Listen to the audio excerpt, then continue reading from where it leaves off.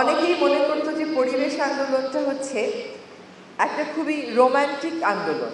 আমাদের বাংলায় একটা প্রতিবাদ আছে, যত গর্জে তত বর্ষে না। মিথ্যা বা অসত্য তার গর্জন অনেক বেশি হয়, তার বর্ষণ বেশি হয় না। বরং আমরা যারা সত্যিকার অর্থে একটা মূল্যবোধকে ধারণ করি, মূল্যবোধকে কেন্দ্র করে শিক্ষা গ্রহণ করেছি, আমাদের নিজেদের মধ্যে যদি আমরা ঐক্য গড়ে তুলি, তাহলে ওই গর্জনটাকেও কিন্তু আমরা ম্লান করে দিতে পারি। সবসময় একটা কথা বলি যে সমাবর্তন অনুষ্ঠানগুলোতে আসতে দুটো কারণে ভালো লাগে।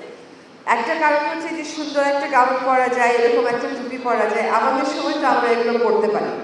আমরা ঢাকা বিশ্ববিদ্যালয় থেকে পাশ করে এসেছি, বলা হয় দেশের সর্বোচ্চ বিদ্যাপীঠ ঢাকা বিশ্ববিদ্যালয়, কিন্তু সেখানে এসব সুযোগ ছিল না। তো আপনাদের এখানে আসলে আপনাদের সাথে সাথে আমরাও একটু পড়ে ফেলি, এটা ভালো লাগে। আরেকটা যেটা ভালো লাগে সেটা হচ্ছে যে আপনাদের শিক্ষা জীবন শেষ, এখন কাজের জীবনে শুরু। এখন দেশ গড়ার কাজটা আপনাদেরকে দিয়ে শুরু হবে। এই সময় আমি যে সেক্টরে কাজ করি সেই সেক্টরের মূল্যবোধগত কিছু কথা নিয়ে আমি আজকে আপনাদের সাথে আলোচনাটা করব। আমরা আসলে পাশ করে কি চাই? সকলেই কর্পোরেট হাউসে একটা কাজ চাই। আমি একটা মন্ত্রণালয়ের দায়িত্বে আছি, সে মন্ত্রণালয়ের অধীনে একটা প্রতিষ্ঠান আছে, বাংলাদেশ পানি উন্নয়ন বোর্ড। সেখানে দেখি অনেকে পরীক্ষা দিয়েছেন, পরীক্ষা দিয়ে রিটেন ভাইভায় পাস করেছেন, কিন্তু একটা বিশেষ স্ক্রুটিনিতে তাদের মধ্যে কেউ আটকে গেছে। তো স্ক্রুটিনির ফাইলটা যখন আমি দেখছি, তখন দেখি যে ওখানে ধরেন 10 জন আটকে গেছে, তার মধ্যে 7 জনই অন্য কোথাও না কোথাও কাজ করছে। তো তাদেরকে জিজ্ঞেস করলাম যে আপনাদের এই পানি উন্নয়ন বোর্ডেই কাজ করতে হবে, এইটা কেন? আপনারা তো অন্য যেখানে কাজ করছেন সেটাও সরকারি কাজ, তো এইখানে কেন কাজটা করতে চাচ্ছেন? উত্তরটা আসলে খুব একটা আশাব্যঞ্জক না।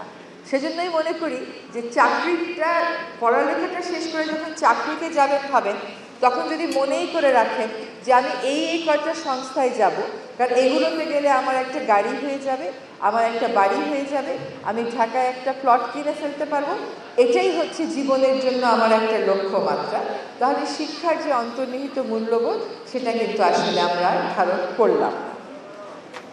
আমি অনেক তরুণকে চিনি, আসলে আপনাদেরকেই তো চিনি। আজকে যে এই পরিবর্তিত পরিস্থিতি, যে পরিবর্তিত পরিস্থিতিতে আমি একটি মন্ত্রণালয়ের দায়িত্ব পেয়েছি, আমরা অনেকেই পেয়েছি। এটা কেন পেয়েছি?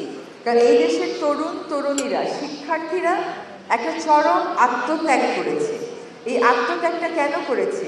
তারা করেছে দেশটা যেভাবে চলছে সেভাবে চলাটাকে তারা উচিত মনে করছে না, তারা ন্যায় মনে করছে না, ন্যায্য মনে করছে না।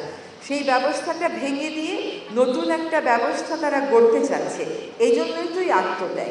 ফলে আপনাদের পরিবর্তন এনে দেওয়ার জন্য যে চরম আত্মবিসর্জন, সেটাকে আমি শ্রদ্ধার সাথে স্মরণ করে বলতে চাই, ওই আত্মবিসর্জনটাকেই ধারণ করে নিজেদের ক্যারিয়ার পাথের কথা ভাববেন। নিজেদের ক্যারিয়ার পাথের কথা যখন ব্যক্তিগতভাবে ভাববেন, তখন যদি ব্যক্তি স্বার্থটা সমাজ স্বার্থ আর রাষ্ট্র স্বার্থ, যেগুলোর জন্য আপনারা চরম আত্মত্যাগ করেছিলেন, সেটার সাথে সামঞ্জস্যপূর্ণ না হয়, তাহলে যে পরিবর্তনটা চান সেই পরিবর্তনটা হবে না।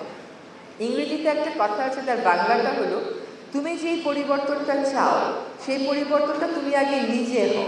তুমি নিজে সেই পরিবর্তনটা না হলে সমাজে তো সেই পরিবর্তনটা আসবে না।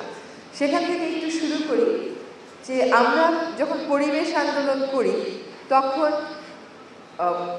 অনেকেই মনে করতো যে পরিবেশ আন্দোলনটা হচ্ছে একটা খুবই রোমান্টিক আন্দোলন। মানুষ ধানমন্ডি লেকের ভিতর দিয়ে হেঁটে যাবে, বাড়িধারা লেকের ভিতর দিয়ে হেঁটে যাবে, ফুটপাতগুলো খুব সুন্দর থাকবে, সেখানে হকার থাকবে না, এটাই হচ্ছে পরিবেশ আন্দোলন। আসলে পরিবেশ আন্দোলন তার থেকে অনেক বেশি গভীরের একটা জিনিস।